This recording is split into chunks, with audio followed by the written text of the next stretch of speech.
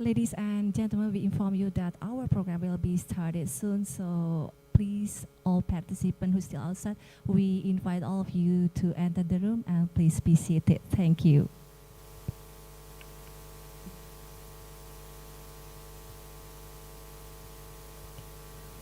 Good afternoon, ladies and gentlemen, honorable resource person, our speaker today, our special lecturer today, Professor Jessica Rawson. Honorable moderator, Professor Stephen McKinnon. Thank you and welcome. Participants, we are extremely delighted to have you here. I'm Saka Kotamara and I will be your MC for this special session. Welcome to the Tang Prize Lecture of AAS in Asia Conference 2024 by Professor Jessica Rawson. Today, July the 11th, 2024, allow me to extend our grateful feelings that we all can gather here to listen a lecture and discuss very important things about China's great themes and the treasures they have revealed. This event is conducted hybrid. Here we have more than 30 persons joining this program. Please give a big applause to all of us this afternoon. Thank you so very much. And around us, participants from online meeting, we would like to welcome everyone from online participants. We also inform you that our special session is live streaming via Universitas Gadjah Mada YouTube channel, and this program will be recorded in Zoom meeting. This special session is supported by the Tang Prize Foundation. Let me inform you about Tang Prize. Rooted in China's time-honored philosophical tradition and convergence of different civilizations, the Tang Prize was established in 2012 to recognize outstanding individuals or organizations who have made significant contributions to sustainable development, biopharmaceutical science, sinology, and the rule of law. Laureates are selected biennially by independent committees of internationally renowned experts and scholars, including Nobel laureates regardless of ethnicity, nationality, or gender. Each award carries a cash prize of 50 million new Taiwan dollars, approximately 1.7 million US dollars, with 10 million new Taiwan dollars, approximately 0.35 million US dollar, designated as a research grant to foster further innovation and positive societal impact. Ladies and gentlemen, now we will have a lecture from our resource person. The lecture will be led by a moderator, but before that, let me read a short profile of our moderator. Stephen McKinnon. He's an emeritus professor at Department of History, College of Liberal Arts and Sciences. Besides a professor, he is a former director of Center for Asian Studies at Arizona State University. He is also an author. He has published his academic articles and book chapters, the new one in 2023, titled Chen Hansheng, China's Less Romantic Revolutionary. He also got many research grants. Over the years, the professor has given numerous domestic and international papers relating to Chen. He's an expert for the Chinese Academy of Social Sciences in Beijing. He's a life member of the Association of Asian Studies. He has so many experiences, ladies and gentlemen. Now without further ado, please welcome our moderator, Professor Stephen McKinnon. We hand over to you for introducing the speaker, lead the presentation, and question and answer session, please.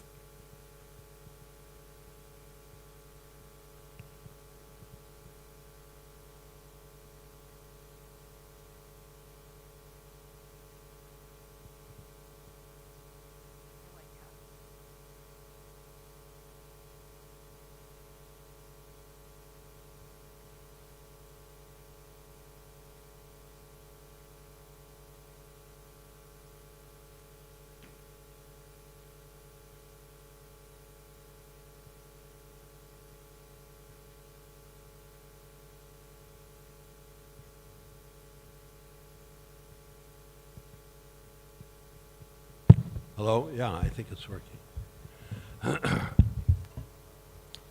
Well, it's my honor and privilege to introduce our speaker, Jessica Rawson. And I'm going to be brief. She's a scholar of great achievements, but also a practitioner in a variety of ways, in an academia, but also in a more practical sense. Her career is quite remarkable. She is from the UK, as you probably know, born in London, educated at Cambridge, University of London. She also went to St. Paul's Girls' School, a very important place in London. And she is currently a professor of Chinese art and archaeology at Oxford. Before that, she was 28 years with the British Museum in a whole variety of capacities, a lot of it in the sinological realm, but also in a practical realm, administering and so on. And I believe that this is one of the reasons that when she went to Oxford, she immediately went into administration, partially anyway, and was the first female warden of Merton College from 1994 to 2010. And then vice chancellor at Oxford for 2006 to 2010. So her talents in that direction, besides her prodigious scholarly output, which we're going to hear about a great deal today, she also promoted China and Inter-Asian work on the material culture of that region for years. She's really an archaeologist and a professor of art. A very interesting combination. She's worked a lot on the Mongolian steppes, South Siberia, North China, and so forth. We'll hear more, I think, about that today. For me, who's somebody who has studied more contemporary China or more modern China, I write books about the 20th century Chinese history. She's also, when she was at Oxford, she was very helpful in promoting and helping to raise money and so on to develop the Oxford University China Center, which I myself have visited, far afield from her own field in a sense. Anyway, I could go on about recognition, titles and medals and prizes and so on and so forth, but I think I'll stop and just present to you, excuse me, Professor Rawson. Really, it is a remarkable career, and she is going to be talking in a way about this book. Is at least part of what she's talking about today, I think. This just came out last year about tombs. It has a wonderful title, Life and Afterlife in Ancient China. So I give you Professor Rawson.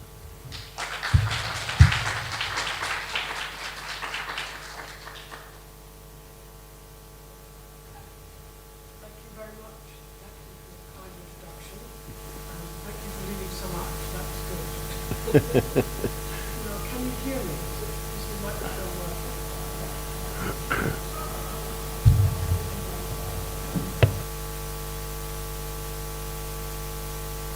Yes. So actually, I am going to talk about the afterlife, and possibly the subtext is to say that China has a very complicated set of religious beliefs, of which this is the most prominent. How do people live after death? But it's embedded in a much more complicated scenario, if you like, of ideas about the cosmos. They add Buddhism and Taoism. But since the majority of audience are in fact Chinese, you all know that already. Whereas if we had an audience that included people who study India or Indonesia or Britain, they would be very surprised at what I'm going to say. So the subtext is that.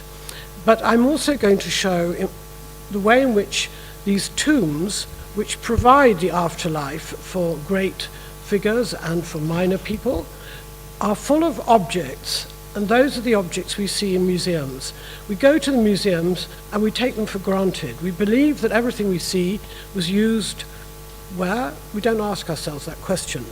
They are mainly found in tombs, but they're very often made for life. And the ones we see in museums are made for kings, for aristocrats, and a whole variety of high-ranking individuals. So, in fact, one of the things I followed is what do these objects in a group tell us about their owners? So I shall do quite a lot of that, but I think what is most important and what nobody in the West really realizes is that this is a very important, if you like, belief about the afterlife, about life after death, and how Chinese actually see the organization of society, living and dead, and they see it in a very intense hierarchy. So those of you who know China, of course you all know China, you will all know this intense hierarchy.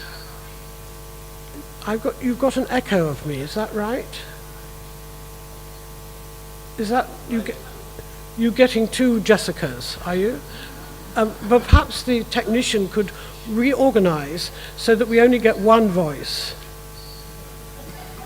Otherwise I can't speak. I don't want to speak and hear myself again. There seems to be a technical problem. So the map, in my view, is very important, and I don't know if this provides me with a pointer. Yes, it does. This is China's hinterland. China is here, as you all know, but in fact, what nobody ever mentions is that this is China's hinterland, and today it is part of China. But it has taken them centuries or millennia to take this over. But in fact, if you live here, you can't help but interact with these people in the Gobi, in Xinjiang, and in Tibet. And this has become, this large area is now going as far as the Altai and to the south edge of Mongolia. This large area is now part of the PLC. In the early period, we're talking about this area. This is the agricultural plain, and here is a very important area we're going to talk about, which is where the Huangtu is, where the yellow earth is. And without the yellow earth, you wouldn't have these tombs. I'm going to introduce the ones you know immediately, and I want you to try to tell yourselves, what do you see? Do you see tomb figures? Do you see clay figures? Or do you see a real army? What do you see? And in fact, everybody just sees clay figures, but they are not clay figures.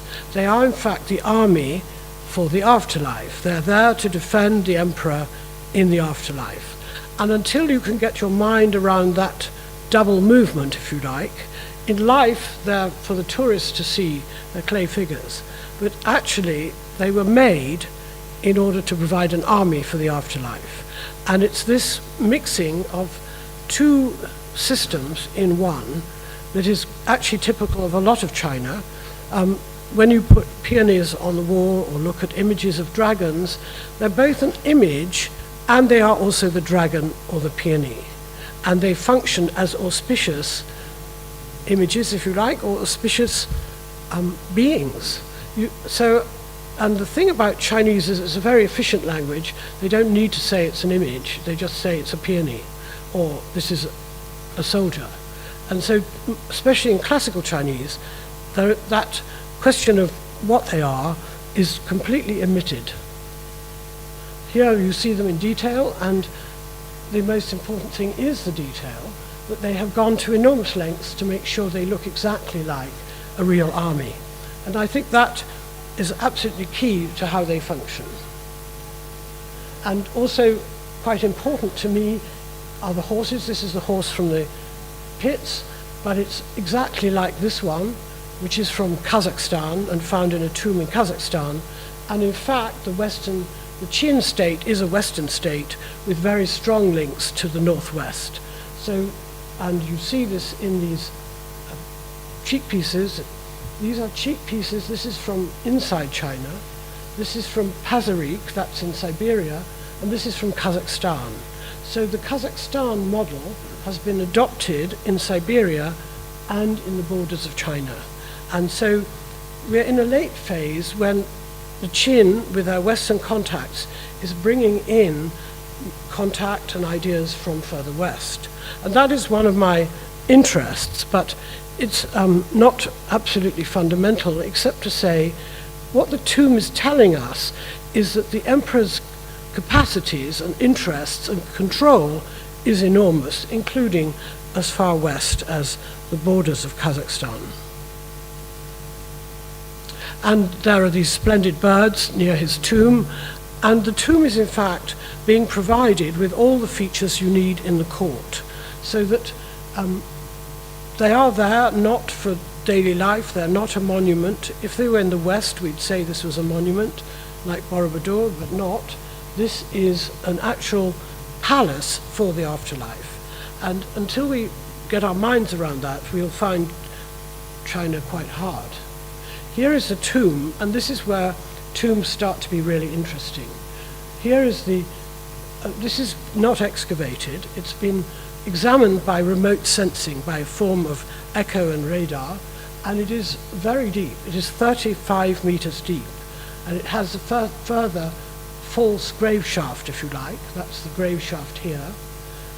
This is in profile, cut through the section, and it's again 30 meters. So this is an enormous edifice, about 60 meters high, 20 stories of a building.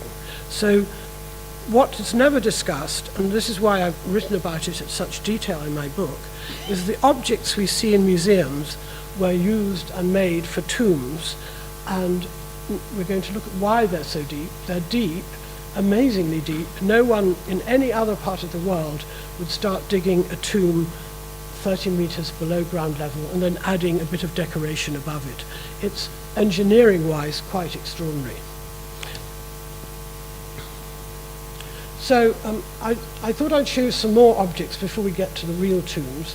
And here is a Han Dynasty tomb. This is the main tomb, M1. And it's in Nanjing, near the Yangtze River. And we're in the Han Dynasty now. We've moved from the Qin into a more ebullient period.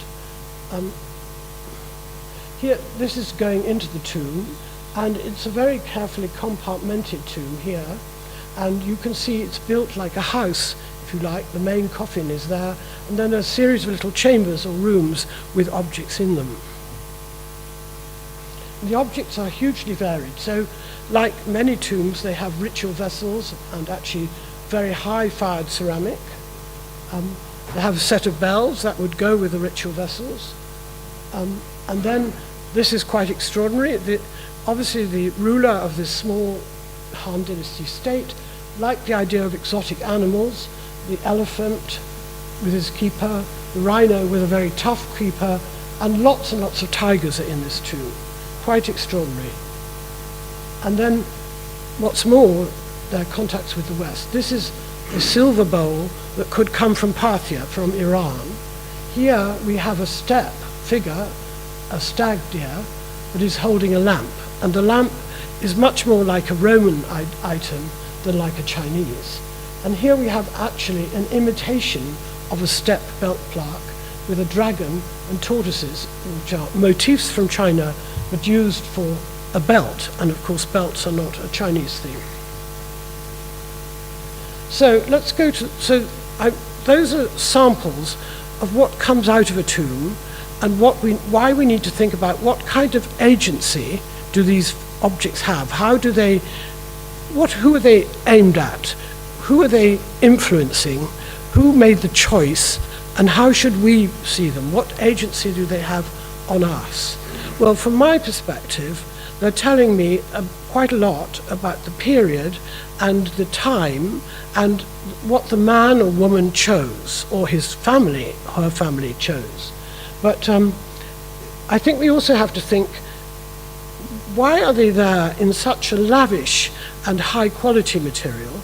And what does it mean want to be buried with all this. What intrigues me about Chinese tombs is they're so large.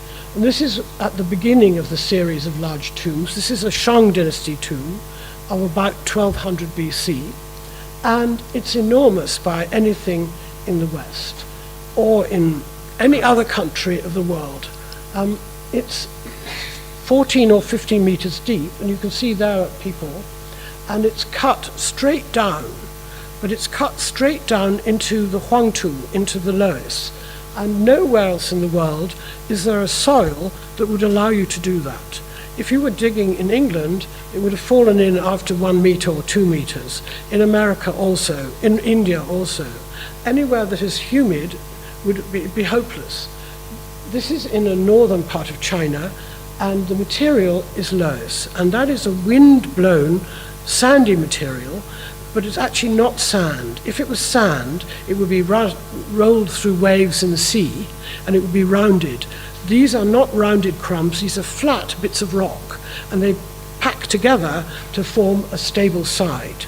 And this is an area I'm still trying to learn more about from the geologists in China. No archaeologist in China has ever written about this.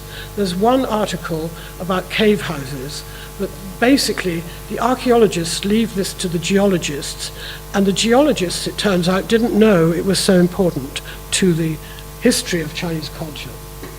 I put the bronzes next to them because these are from the British Museum, just to indicate that these bronzes come out of a tomb like this. In fact, they're not as grand as this royal tomb at Anyang, but they are definitely used for life. But like the other objects I've shown you, they have a role in the afterlife. And it's that I think we need to take away when we go to a museum. We need to see the objects as having a role in the afterlife.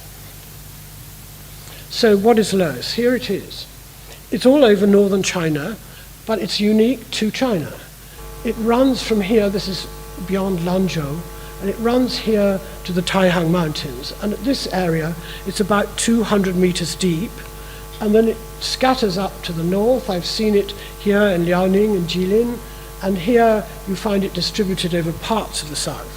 But the only really functioning bit for strong tombs is this part, and I don't think the people who started to dig here, when they first made wells, and then they made houses in it, they didn't realize it was so exceptional, they just thought it was useful. But having found it was useful, they went further. So this is what it looks like. This is just a typical site in part of northern China. They call this the Huangtu Gaoyuan, the lowest plateau. It's an absolutely central part of China, and without it, China wouldn't be China. The thing that's been omitted is you wouldn't have tombs, you wouldn't have walls, you wouldn't have platforms with wooden buildings on it. None of it would exist without this.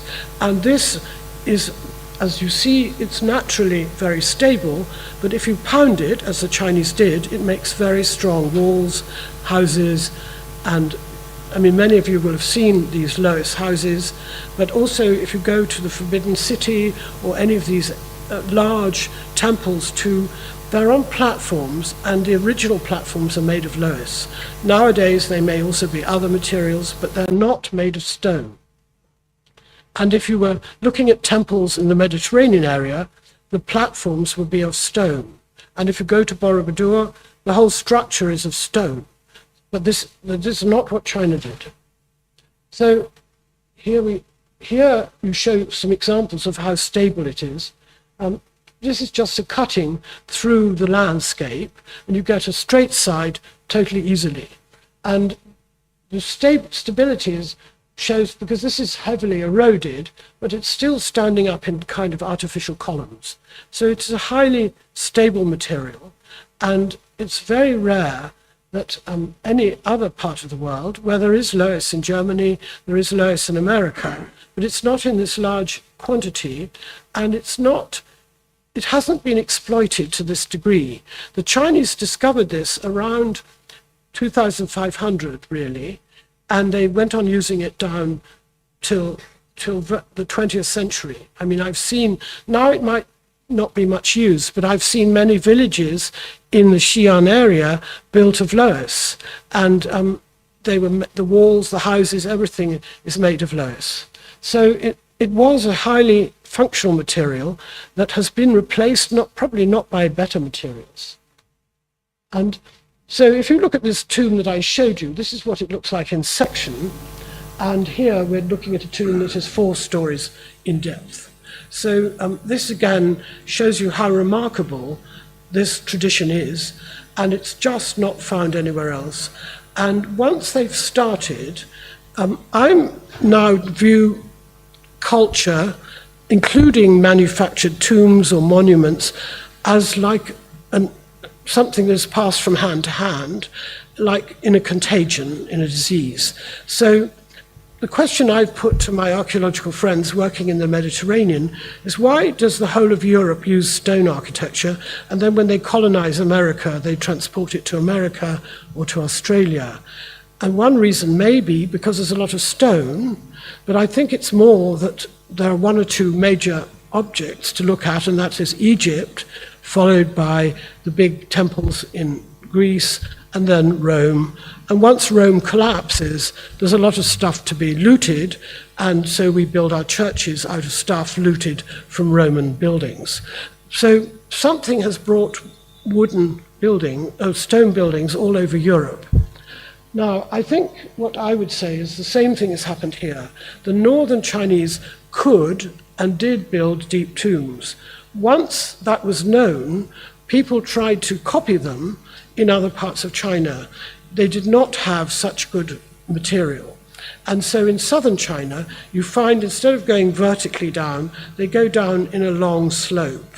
And it's less perilous because the water is damper earth. But this tradition is now so strongly established, it goes on to the Qing dynasty, as you know. The Ming tombs, the Qing tombs are the late descendants of the Shang dynasty tombs. So I'm going to hop through some time. This is what happens in the 9th and 8th century as the big attempt to form a single state splits into smaller states. And here, sorry, I want to go back. Here you see an eastern, sort of early Eastern Zhou, late Western Zhou, so 8th century tomb, still in the loess, and it's 13 meters deep, and that's what it looked like when I visited it, and it gives you vertigo to look into it. It is extremely worrying to look down at these vertical sides. Now, he's a very good member of the Zhou clan, he's a proper aristocrat of the ruling house. So he has nice bronzes. These are his bronzes, but these are of his first, most senior wife. These are of the secondary wife, and these are of his son. They come from their different tombs. And this is a time when the bronzes are all in this rather uniform style. So having said that he's well behaved, he's a member of the ruling class, we then look at what he owns. He owns this. Now, I've just said that there's loess over everything, and there's no gold in that part. So the loess has several amazing impacts. It prevents the stone being visible, so people don't set off using stone, they set off using huangtu, the yellow earth. But also, there's no bronze, no copper visible, there's no bronze. It has to be introduced from the West. I'm not going to describe how that happens, but it comes quite early. There's definitely no gold, and so any gold you see like this, and this is a man with multiple gold belts here. These are gold belts. This is a scabbard for a jade dagger, and these are thumb rings. This is equipment for a steppe lord, because though he may have worn, this is a reconstruction done by the excavators. This is at Reiguo in Yangdai-Sun, near Hancheng. But here he's wearing a robe. So actually at that stage, people didn't wear belts. Belts are a step thing for people wearing tunics and trousers or leggings. So this guy is an unusual guy. He's very well behaved. He's got all the right ritual vessels, but he's got good contacts with someone outside the area of the big royal clan. So I think that's the thing I take away often from these tombs is you learn quite a lot about the individual and their international relations, if you like. Also here, he has knives with iron blades. And this, in, say, 750 BC, is the earliest use of iron excavated from a datable tomb. So that iron is not indigenous, the manufacture of iron is not indigenous to China. It's definitely from the steppe or from Central Asia. A lot of this could come from Xinjiang, but it gets introduced and then it becomes one of China's big triumphs. I'm going to show you now an Eastern Zhou tomb. This is a very famous one of the most famous. This is the tomb of the Marquis E of Zhou, and he has a gold cup. Now, the gold cup again shows you that he has his own contacts. He makes contacts with people who can supply enough gold. There's no gold in central China. It could come from Sichuan province, but it's also likely to come from further north. And he's down here.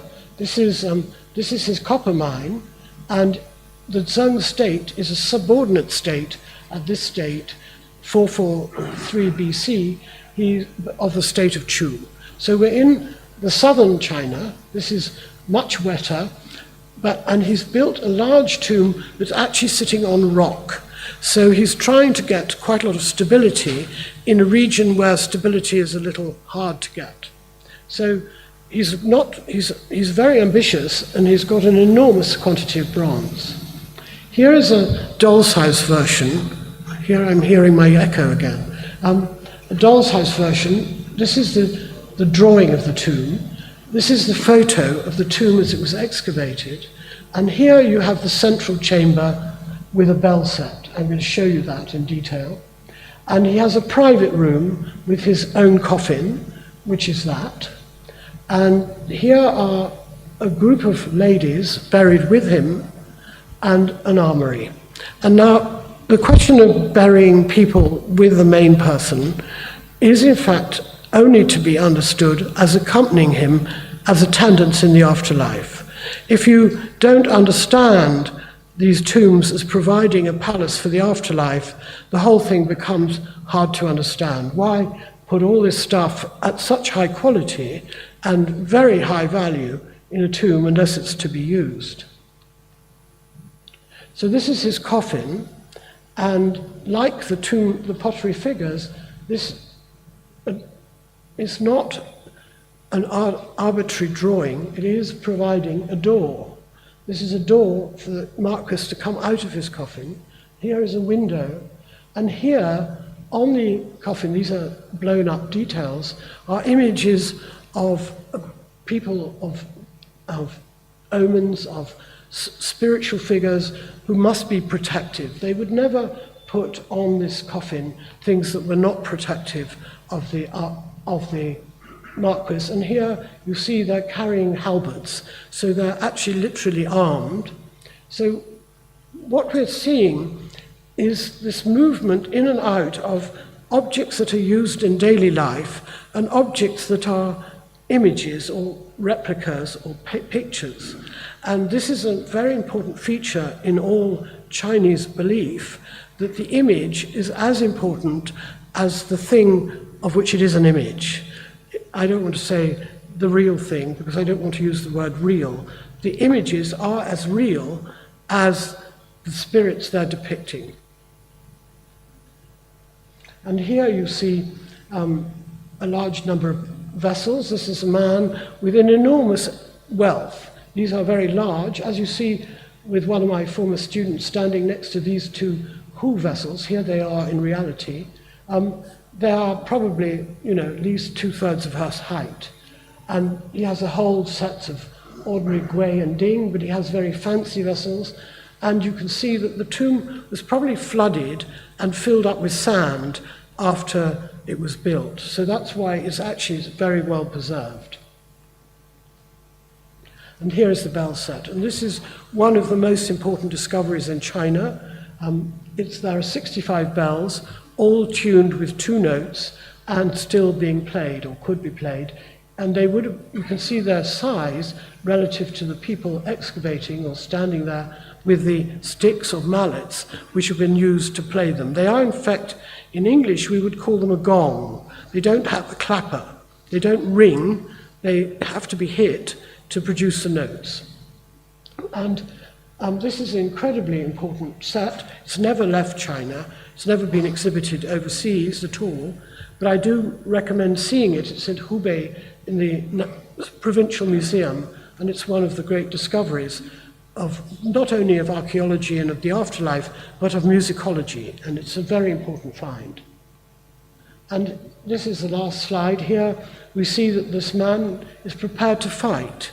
He has armor suits for the horses and men, and he has a tent, and it's clear that he intended to travel with sets of lacquer cups and bowls and vessels of wine, and here we have the bronze fittings that would have made a tent like this, and it's possible that this is for pleasure journeying, but it might be for fighting or for control of the land which he ruled.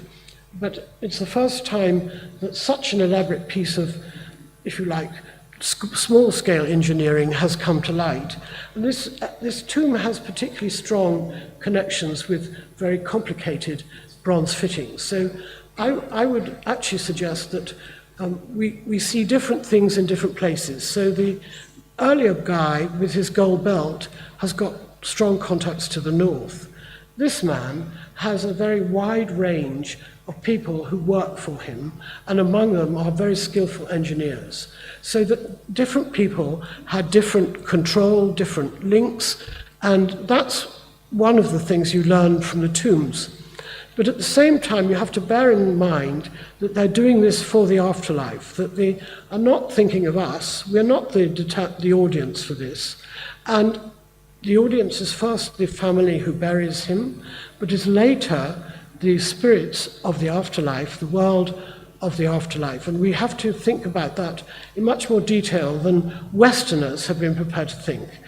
I believe Chinese have thought about it all the time, but nobody in the West ever thinks about it because we think of the revealed religions only, Taoism or Buddhism.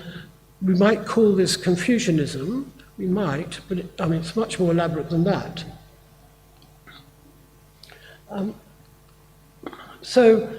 If we go further south, further north, here we see the next step. The next step are a group of people who are moving in from the north. They may not come from very far away, but they are definitely doing some funny things. What it is showing us is that as China is developing, so is Mongolia, and in it are people riding horses. And some of them are pushing their friends, if you like, into what we today regard as northern China. And they're certainly behaving a bit as if they were Chinese, but so they might make a nice, neat tomb with a coffin center, but also with attendants, but it's covered in stone. And that is a totally step feature that they've picked up from further north and brought into northern China. Burying the person with animal heads is also not polite in China. You would never do that in a formal tomb. Also, you wouldn't wear gold earrings. And your bronze casting, this is a dreadful piece of casting, and this is obviously locally made for the owners of the tomb. But meanwhile, he's also acquired bronzes that have been made by someone else. So again, the contents tell you quite a lot about the person and telling us that China is much more diverse than we expected. And that diversity feeds into the big states which are there before the first emperor conquers them. So here we have the Qi state. This is in Shandong province, and by this time they've adopted mounds. And mounds are definitely a feature of the north and seem to have been introduced down the east coast first and then moved into central China. And here are the rulers of the Qi in their mounded tombs, and they have also very carefully arranged attendants, and they also show some interest in stone. So the Qi state is definitely engaged with the people in the north, but they're definitely not northerners. But they do like horses.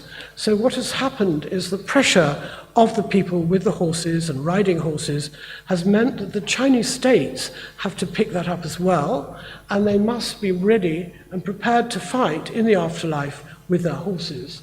Here you can see that they're quite conventional. These are all ceramic, but they're typical vessels of the ritual performance for the ancestors. So I've been showing you quite deliberately that people have different relationships with what is happening around them, but it's certainly not one single line of development. There are definitely regional developments and different levels of engagement with outside. And the same is true of the Qin state. Here we are in the ancestor of the first emperor, and he has a very elaborate tomb also. It's a 6th century tomb, and this one is 20 meters deep. And I have seen this, and it's a nightmare to look at. It's so vertiginous. You stand up here and you're looking down 20 meters. And these are his attendants arranged very neatly around the main living area of the Duke. The tomb is completely robbed, but some aspects of it have turned up in another tomb, so we know that he had very beautiful gold objects showing his links probably with the steppe. And he also had a large group of horses buried near the tomb. So we're in an age of horses. We're in an age when the afterlife, as much as life, requires horses. And he carries over this into his later dukes. And these are all at Yongcheng. This is a large cemetery of the Qi state before the first emperor, before indeed the first emperor and his father and grandfather. This is early Qi, and it's near Baoji, not so near Xi'an. So that brings us back to the first emperor, and the first emperor's tomb cannot be contemplated without the several things that I've mentioned. The first is that he's got the capacity to build a very deep tomb because of the geology of the area, and because he didn't start this, he inherited a long tradition. And what is interesting, and we underestimate how strong traditions may last centuries or more. So the first emperor has inherited this tradition. He's also inherited the idea that the image, the clay soldier, is as valuable as the real soldier, or what I might call the killed living soldier. So, and again, as I said about the horses, he has this contact with the Northwest. So I haven't argued much or discussed much about the Northwest, but China has only one way in, and that is through the North. And therefore, its main international relations are with the North, and that is the horse owners. In later times, of course, there are relations by sea. But the huge height of Tibet means relations directly across Tibet is not possible, because you cannot walk across Tibet. You have to be adjusted to the climate or to the height. So the north is the main relationship of central China from the beginning until, as the first horses and the first animals arrived in 2500, down to about 1000 AD, when the sea becomes pretty important. So here is the tomb we looked at, and if we think, I'm now going to show you a bit more about why I think we should take this seriously, that this is the afterlife. So I was intrigued when I first went to Zhou in eastern China, in Jiangsu province. These are the tombs dug in horizontally into little mountains for the princes, the imperial princes of the Han dynasty, the Western Han. And I was absolutely staggered to discover, the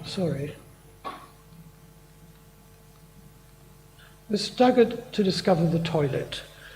But these tombs quite normally have toilets, and if they're from the ruler and his spouse, they have two toilets. And the toilet consists, as the local village toilet would have done when I went first to China, with a hole in the ground. And many of you will be totally familiar with this.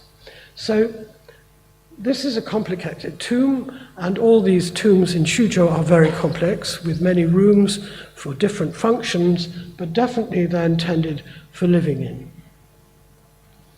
Now, if you actually meet the documents that are sometimes found in these tombs, they take you much further. They are a sign that in the Western Han Dynasty, the people have created, to understand what happens in the future, a bureaucracy of the afterlife. So they will give the sender's identity, they will give the deceased's identity and the intended recipient, and then they will list the grave goods. So here we come to the grave goods. And I've given both an English and a Chinese version, but they are actually quite detailed.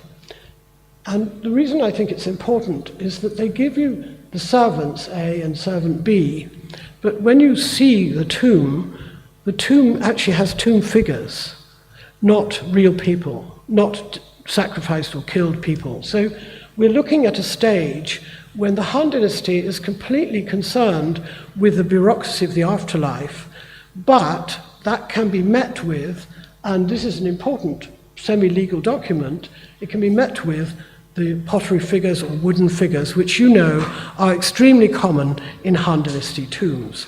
So we've seen, if you like, a very long trajectory from the Shang to Han, where they're moving from tombs in which they would bury attendants, they'll bury bronzes, they'll bury ceramics and jades and lacquer, and I showed you bells and gold, all these things. But now we've got to the Han Dynasty, and we got to a much more routine way of organizing funerals and organizing death. And this is a story that actually I picked up when my students were being taught by Glenn Dubridge in Oxford. And he was very keen on the Taiping Guangji, and they all had to read and translate his classical stories. And this one is an important one. It was a traveler is going along and he meets a ghost who tells him that he's having trouble with the people fighting in a tomb. And would this guy come and help? So he comes before the tomb and he pronounces an order of execution. And as he does this, he hears the execution. And the grateful ghost comes out with beheaded tomb figures to show that it's taken place. So this is put up in the text in this rather shortened form, but I've also heard it described in a more elaborate form. But this is the Tang dynasty. We're now in the 8th, 9th century. We've moved on a long way, but it is a clear indication that these ideas about the afterlife are continuing on and feeding the tomb manufacture, if you like. And this is not a ruler's tomb that's being described. It's some local elite, probably, in the middle of the Tang. To end with, I'm going to show you these much later examples, because here we have on the left the area of the Tang royal tombs, and on your right, the Ming dynasty, with their tombs in which many of you will have visited. Here, along the mountain, foot of the mountain, it's a bit exaggerated, and the long avenue of animals leading to these tombs. But we learn very much the same thing. So here we have the Wanli tomb at the Dingling. This is the only imperial tomb that has been excavated since 1949. It was excavated in the 50s, and it's regarded as not a successful excavation, but it is still open and can be visited, or at least I visited, and I'm sure some of you have. So it's not in a very good area for digging tombs. I understand from one of my colleagues who's reading texts about digging this tomb in the Ming dynasty that they were troubled with leaking.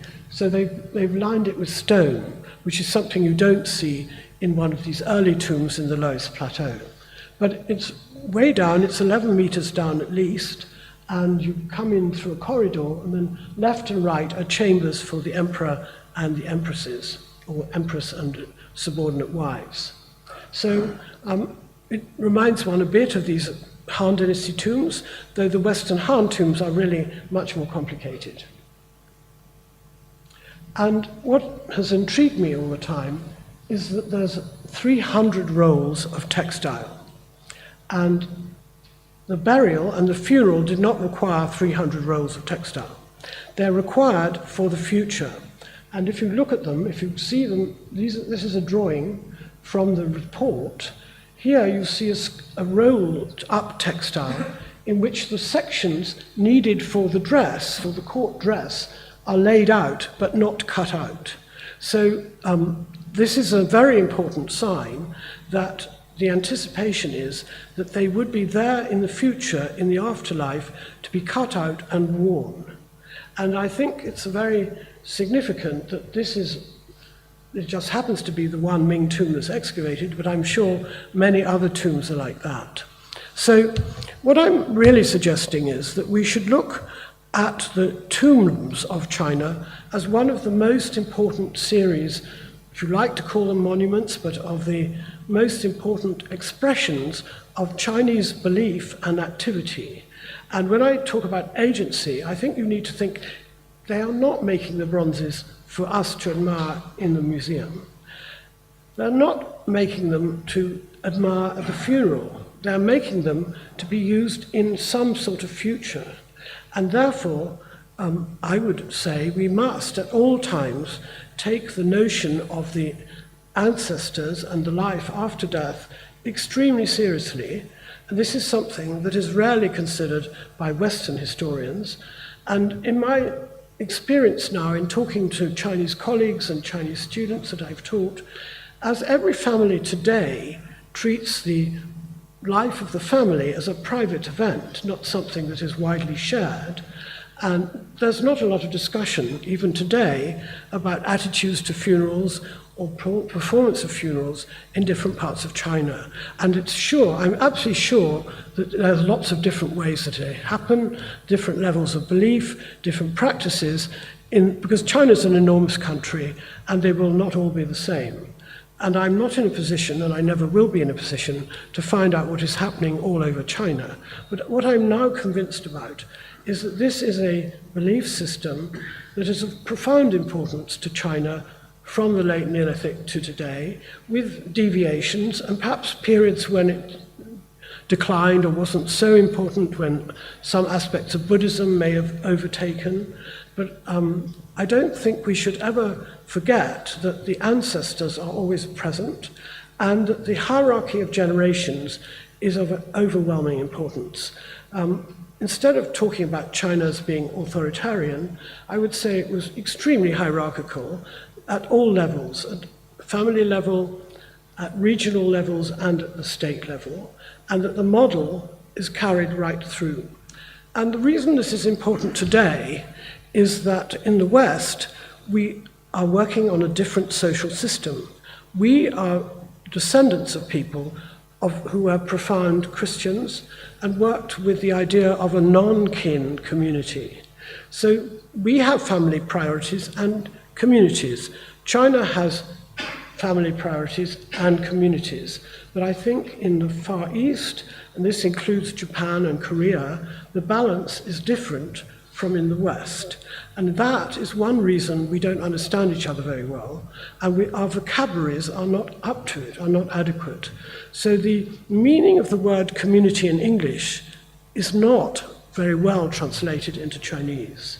And so all the things that I think are important in a community are very little understood in China, and why should they be? And all the things that are important in a family in China are not understood in the West. So this is the subtext of what I've been writing about. But I don't think one can look at any of these tombs without taking them extremely seriously as an attempt, as an offer to provide for the person the suitable afterlife, and in doing so, telling us something about the life of that man or woman as he lived, and where he lived, and what he owned. And so that much of my work has been on that point entirely. I have, however, come to see that we need to take the hierarchy of China as a way of understanding China much more profoundly than I had thought about when I first joined the British Museum in the 1960s. In the 1960s, one couldn't go to China, one couldn't buy a book. So much has changed, and I have deliberately traveled widely, because I think without traveling widely, you can't see how different all these regions are. They are all extremely different, and anything I've said might not apply to one that you happen to know. I've no idea what is the overall variety that one might expect to see in China overall in tomb practice from all periods, from the Neolithic to the Qing at least, and probably to today, but certainly down to the big Qing tombs near Beijing.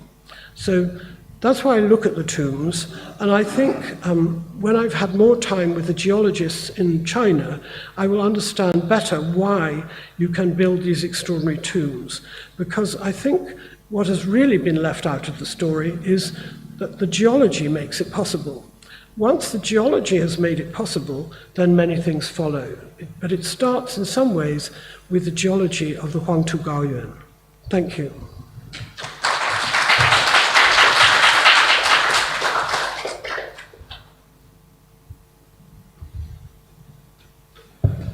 I guess we're now going to proceed to questions and discussion.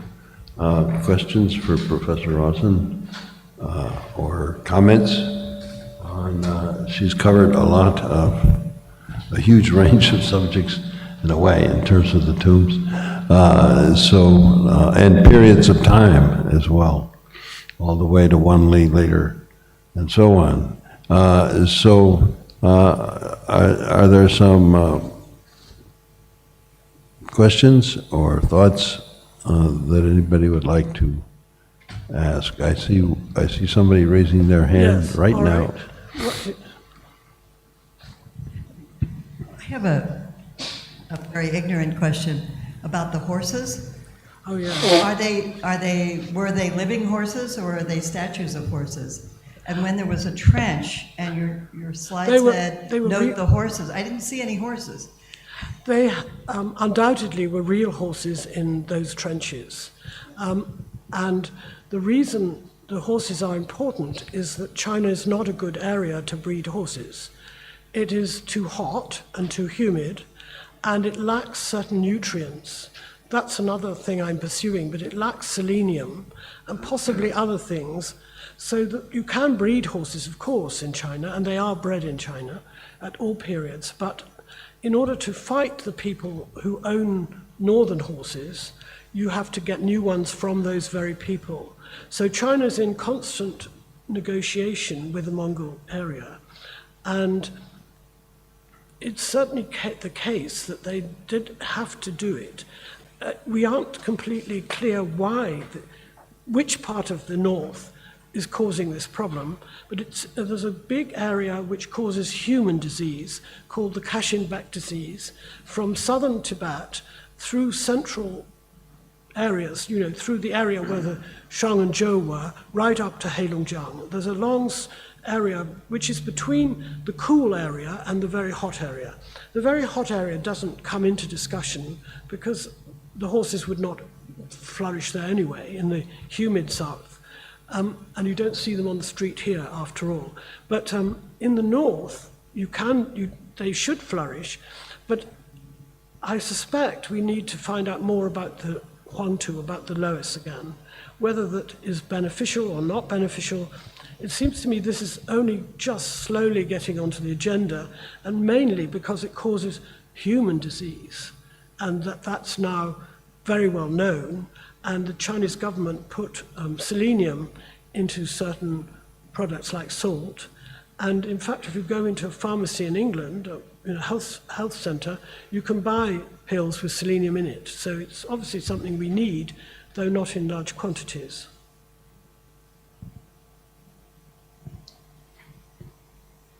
Yes, over here, please.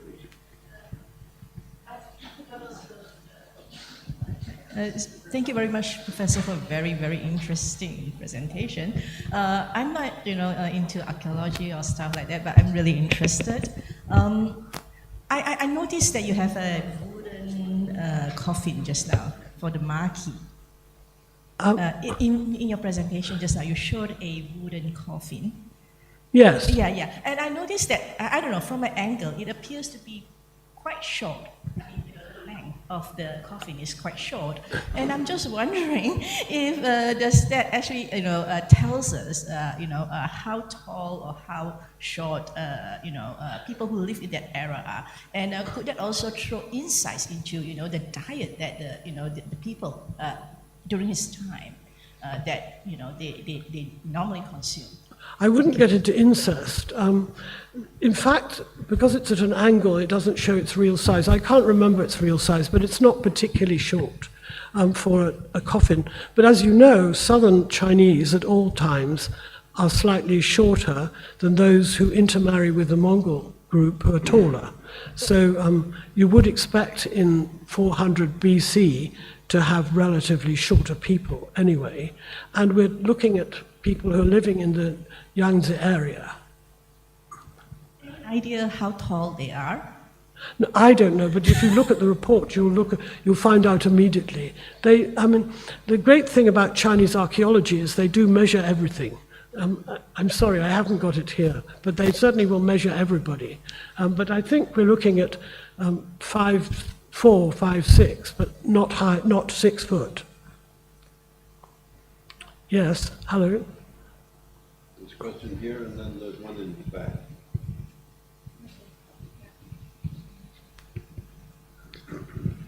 Thank you so much for your very interesting presentation. I'm Ari from Bali.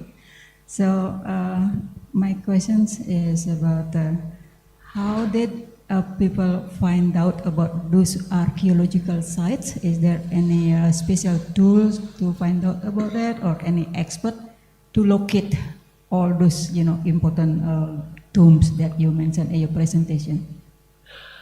Thank you. Well, the text I showed you from the Han Dynasty comes out of the tomb.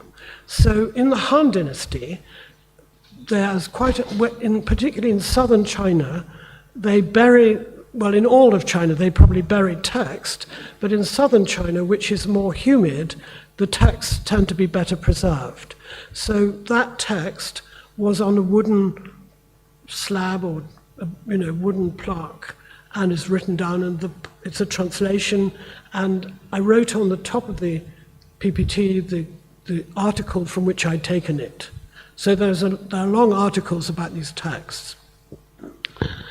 The Shang dynasty, which I showed first, which is 1200 BC, is part of a large excavation that has taken place since the late 1920s to today. So that, and that is supported by oracle bones. That in that site at Anyang, they found archives of oracle bones, which list the names of the kings, and that agrees with approximately Sima Qian's list of the Shang kings. So we have at various points correlation, if you like, between texts and tombs. So when we get to the Western Zhou, the successors to the Shang, we have long inscriptions, and then we have some much later texts, and we can also correlate, more or less, the bronzes with the texts, and then we can also date the bronzes and the tombs.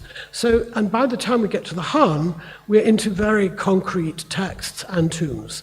So I don't think the dating of the tombs is that questionable. It may be difficult about a particular tomb. We may not be absolutely sure that we've got the right place, but I think in general brackets we know the dates of the tombs, and this goes on right through the later period from the Sui, Tang, Song, and so on. But as we reach the Song, we are much less interested in tombs. They have become less important. They still exist. They're still large cemeteries, but the contents are less elaborate. And it's really only the Ming and the Qing tombs and their princes, the imperial princes, that provide us with the kind of luxury you see at the earlier period. But they don't stop. I mean, there's some very interesting Ming princes in Hubei and Hunan, all of whom have quite elaborate tombs. So, and then we get in these tombs also collections of texts and collections of rubbings. So it depends on the preservation how much material we get with the tomb. But what I'm in a way arguing for is that we should recognize that we're looking at tombs. We're not looking at objects in a museum. We are seeing complete groups that belong to an individual or to his family, her family, and we should not pull it apart too much. We should try and see it holistically. In the back, yes. In the back, yeah. Two of them. There's two, but first, she had asked earlier. Lady at the back. The lady, yes. Oh, hi. I was wondering whether you can talk about the practice of human sacrifice. Is it something that's sort of original to the Shang dynasty, or was that introduced from interactions with the northern steppes? And also, what is introduced? What are you asking about? Human sacrifice. Human sacrifice. Well, I think you should be quite careful. There are two kinds of burial, and one is a sacrifice, and one is an attendant. And the Chinese often call them sacrifices, but I wouldn't call them all sacrifices because you're not getting the picture. The Shang dynasty actually have real sacrifices, often on the ramps with the person beheaded. But they will have a complete body, often with an accompanying dog, as an attendant in a tomb. So that there are two different categories. The sacrifices die away, and attendants come and go. There are a lot of attendants in the Shang, very few in the Western Zhou, and then I think that the attendants are reintroduced in the Eastern Zhou, perhaps by contact with the steppe. But they're not, at no time is the steppe directly interacting with China. There are sort of intermediaries. But because in the Chinese text they call it a sacrifice in the report, I think it's very important to try and separate what is an attendant from what is a sacrifice. And real sacrifices later than the Shang, often in separate pits. They're not in the tomb. I mean, I think the main Chinese are pretty careful. They know what they should have in a tomb, and it should not be animals, and it should not be sacrificed individuals. It will be attendants and possessions. So just like the Chinese today and in the past, and all of us around the world, have rituals and customs, I think the ancient Chinese did too. Oh, thank you so much. The young man here.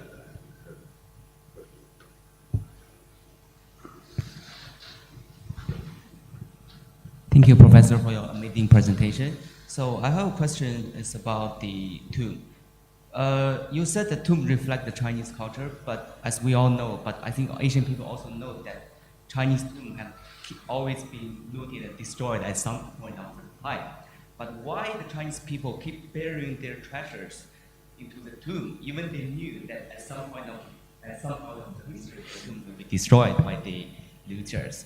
And for the past 2,000 years, this trend just keep happening until the end of the Qing dynasty. Of course, nowadays, if I die, I'm not burying anything to the tomb, right? I will give to my children. But why this tradition keep happening in the ancient China? Thank you. Well, they aren't all looted because we wouldn't have the complicated examples I've shown you. They're not all looted. What actually happens is that as these very elaborate burials are made, they're often accompanied by people whose duty it is to make offerings to providing food and drink, maybe daily even, but certainly weekly or in seasonal.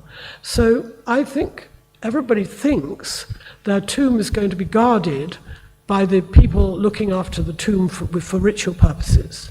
And then what happens is that group of people are ousted or pushed away by incomers. I mean, China's full of, we're looking at a very long period, and if you were to go to Europe, you would find in that same long period a huge number of governments change, powerful nobles change, And so we're all optimists. We all think that what we set up today will be here tomorrow.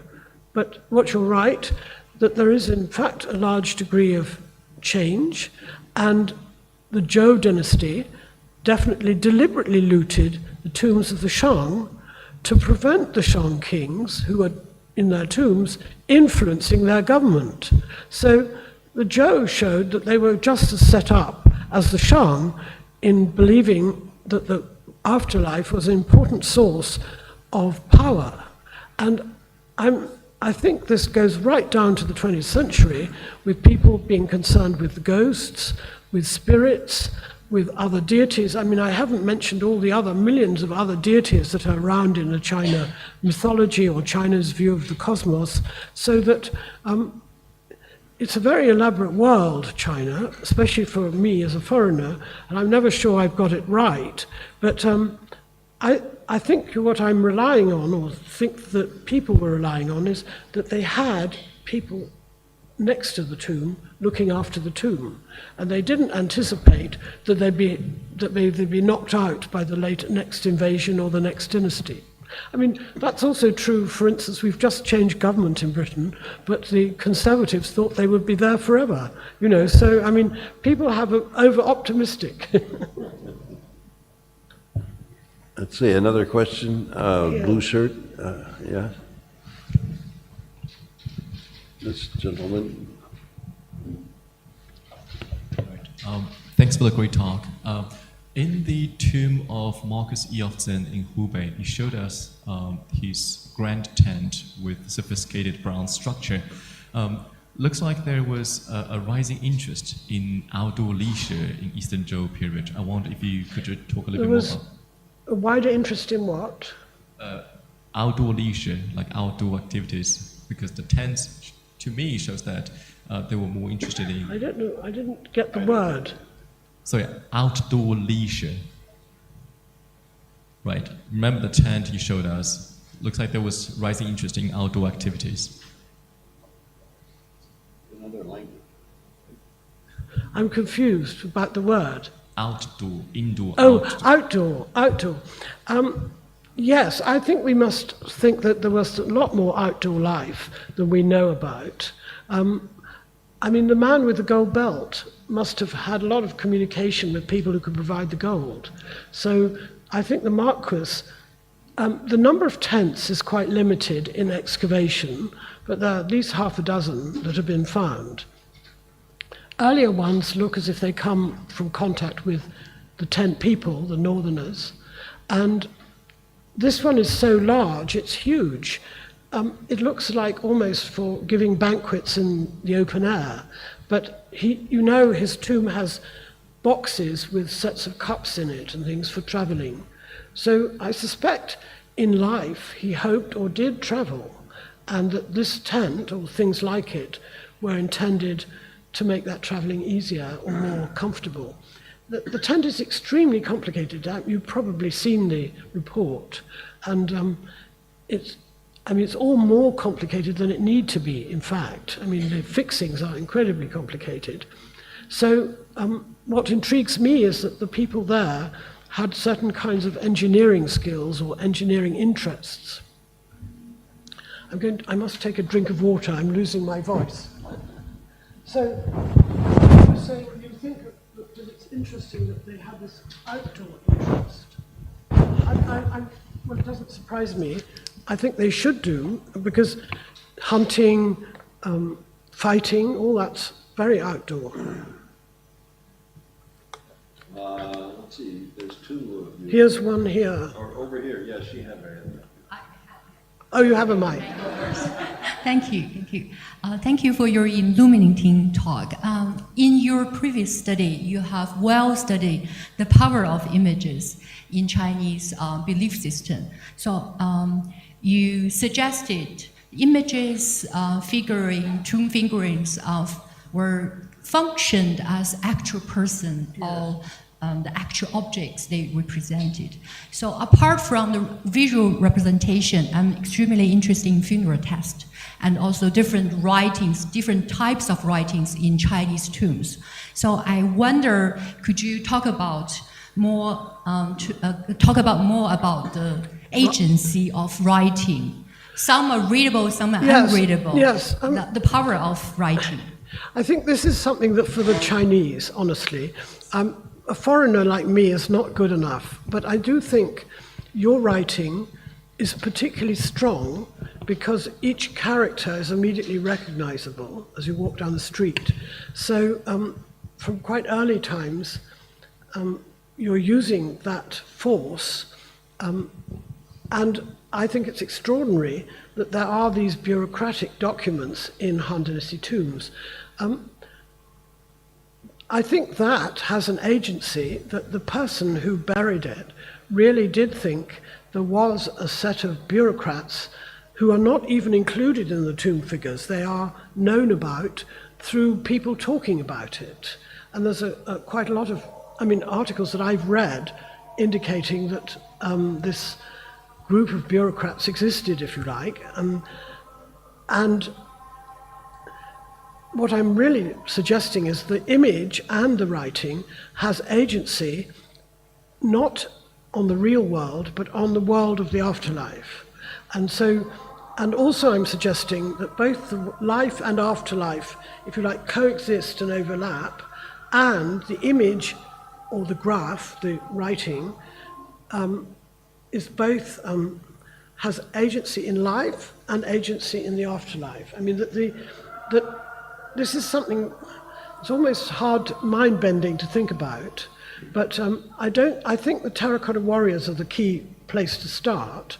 And in fact, the first emperor is very big on writing and giving statements to make claims one of the interesting things is all politicians use words to make claims about things that don't exist. So, for instance, in Britain, we have enormous problems with the Channel through Brexit. We can't control people who come in rubber boats. So we have all governments saying we're controlling the immigrants. Well, they're not, but they're trying to get the message across that if they could, they would. So I think words have a special agency that is different from the image agency.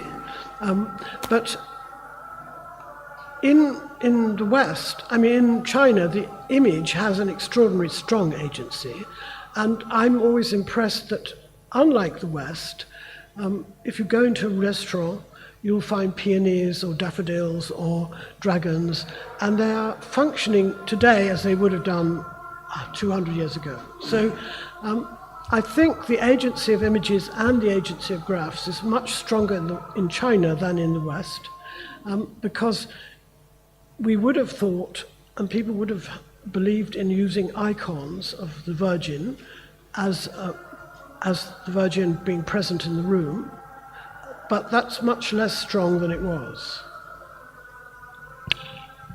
Maybe, sort of the last question, I think we have the call to prayer.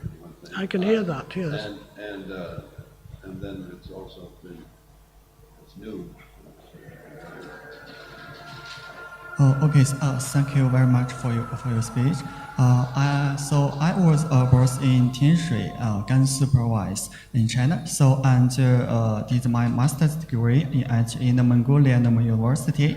So I'm very excited to see something unfamiliar. So with intelligence for the different. You're not clear. You're running too fast and not clear enough. Okay. So also is not my question, but my studio friends, they are listening to on the line in China. So they would like to ask for some for you thoughts about patterns on the bronzes.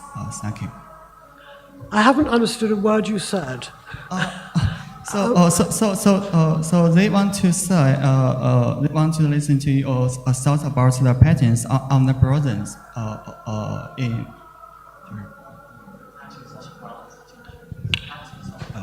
So he's asking the meaning of about patterns on bronzes.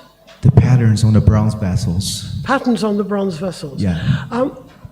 I'm not going to say anything about patterns on the bronze vessels because there are a lot of fights about that or arguments, and I think I don't think there's any single answer.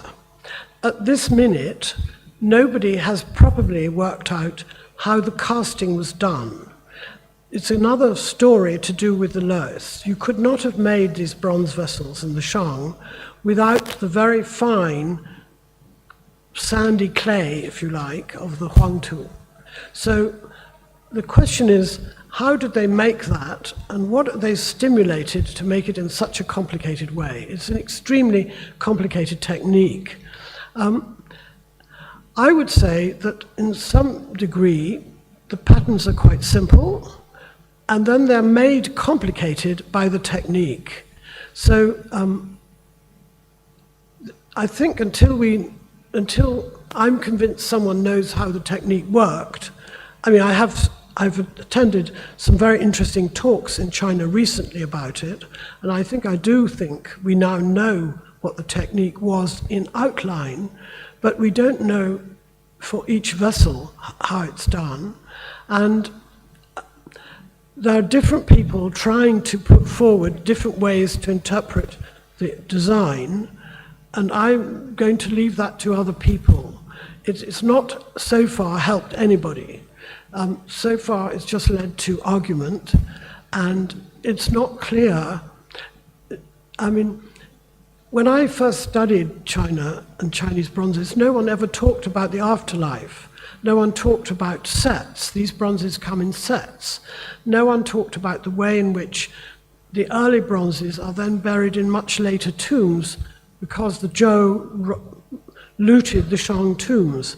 You know, there's so many different things that happen to these bronzes that I would say that what the designs mean, or how they mean, or what they represent is outside, certainly my ability, and probably outside everybody's ability at present. But I can promise you, a man called Rod Campbell is about to publish a book on this subject, so maybe that's the person to go and read about, but it's quite complicated. But he doesn't mention the technique of casting either. So casting is very, very complicated. If you meet, the only book that really begins to talk about it is Li Yongdi's book on Anyang, and there are various PhD theses and articles by Chinese scholars that explain the complexity of the casting system. Sorry, can I follow up with one small question? Yes. Thank you. Thank you for a fascinating presentation. Could you move away from your mouth? Oh, but I yeah, want it so sorry. it's clearer. There's a lot of noise. So I'm just wondering, because you mentioned, after the Han Dynasty, there are like less elaborate tombs of such scales. I mean, there's still, tombs for lots of tombs, aristocrats and emperors, but in general, there are less. So I'm just wondering if you think that has something to do with sort of the ideological shift which happened with the Han Dynasty, with the rise of this sort of imperially sanctioned Confucianism, and there was more sort of influence of the Buddhism after Han, but there was also impact of the Taoism, for example, associated with the Lady Dai's tomb, So I think do you think that sort of the change of the tomb has something to do with this kind of ideological shift? Thank you. I think you're right. I think there's certainly, if I was going to show you the whole period, you'd have to factor that in. I think Buddhism was a big shock to the Chinese system because it showed them there was another world, another culture, and a very strong position. But Buddhism was then modified to include many features of this concern for your parents, so on. What I do think is that we don't have the same dramatic picture of Sung tombs because they haven't excavated the high-ranking tombs. We do have very good picture of the Liao tombs and some Jin tombs, so that there are tombs, but I think, as you know, as you can see, I've been particularly interested in certain features. One of them is digging them in this loess land. The Liao tombs actually imitate the Tang. So another question is, how did people learn how to make tombs? And clearly you weren't meant to know about other people's tombs, but clearly people learned. So the Liao have learned from the Tang, and the Jin to some extent from the Sung. So that there is a kind of transmission going on, and there are quite elaborate tombs in all these periods, but they are not, mainly not major elites. The Liao and the Jin have some very big tombs have been excavated, but it's not, well, I haven't got enough time in my life to do every period, if you like, and what I'm really telling you is that my book is the only book which shows tombs over a period of time.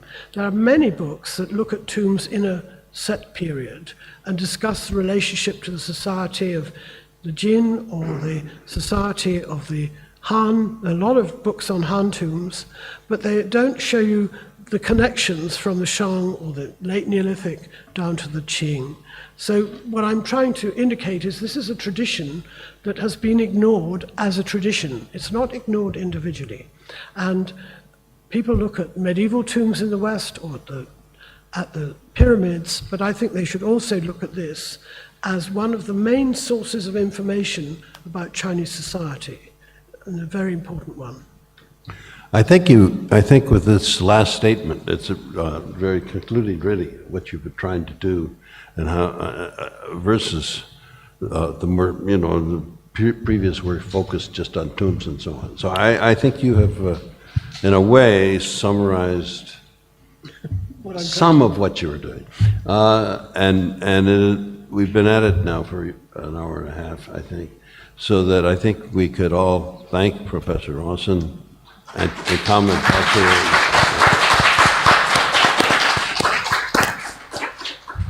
Thank you very much, and I'm sure if you want to come up and talk, or she'll come down. I think we'll come down.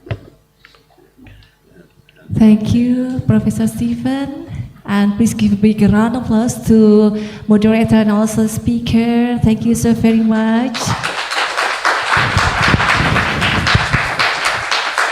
Please stay on stage as UGM representatives will present a token to Professor Stephen and Professor Jessica. And we kindly invite Secretary Directorate for Research of Universitas Gadjah Mada, Professor Dia Trinarirati. Professor Trina, please move forward. Oh. I got a gift.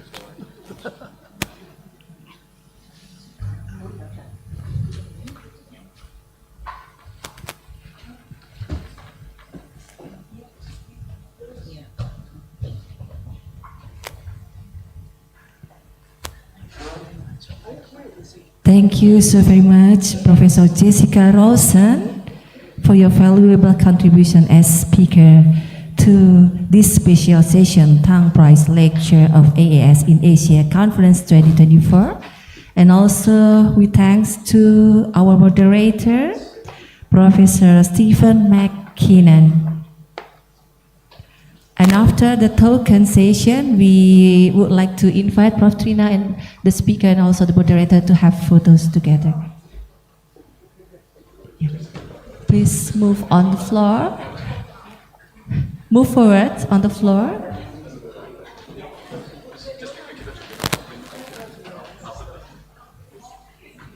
Okay, we would like to ask the speaker and also Prof. Trina to facing the backdrop, as we will have some photo with the audience.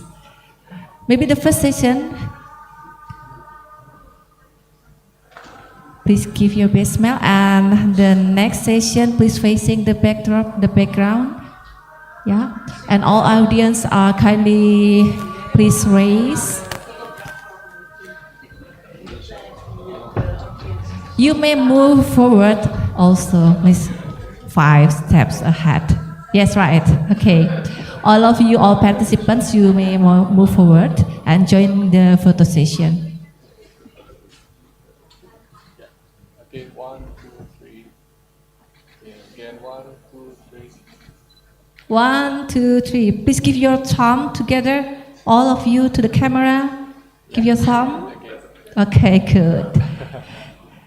All right, thank you so very much, ladies and gentlemen. We have come to the end of our special session, Tang Prize Lecture of AAS in Asia Conference 2024. Thank you for your attendance and active participation. And we do hope you get a fruitful insight.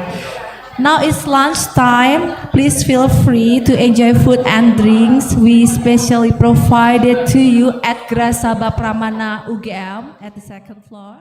You may enjoy